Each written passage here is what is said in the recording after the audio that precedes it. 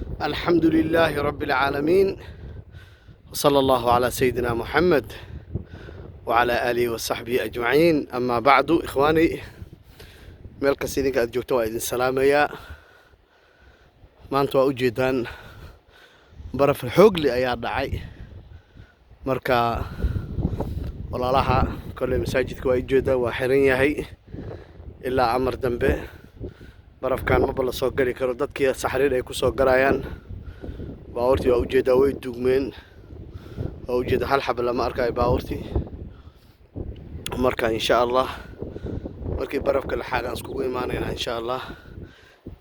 salaad subax waa la soo kici waaye, duhur waa ujeedaan masaajidka waa xiran yahay, halkiisa shidan waa ujeedaan. marka insha allah maanta guryaha la iskaga dugto insha allah.